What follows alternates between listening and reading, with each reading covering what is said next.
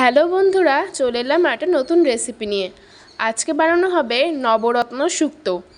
তার জন্য নিয়ে নেওয়া হয়েছে 9 ধরনের সবজি। তোমরা দেখতেই পাচ্ছ কি কি সবজি আছে। এখানে আছে বাদাম বাটা, পোস্ত বাটা আর চালমগজ বাটা।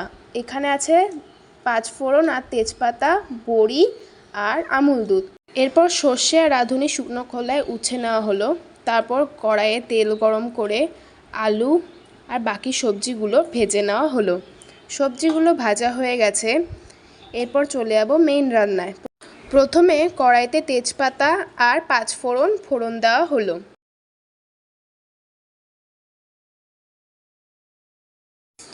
এরপর ভাজা সবজিগুলো দিয়ে দেওয়া হলো।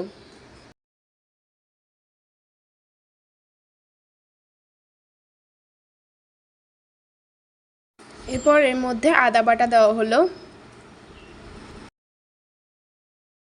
এরপর এতে স্বাদ মতো নুন আর হলুদ গুঁড়ো দেওয়া হলো, দিয়ে ভালো করে নাড়াচাড়া করতে হবে।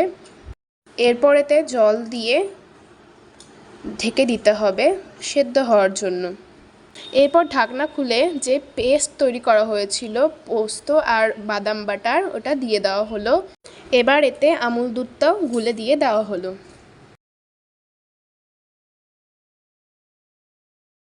এরপর যেটা উছে রাখা হয়েছিল সর্ষে আর রাঁধুনি, ওটা বেটে দিয়ে দেওয়া হলো।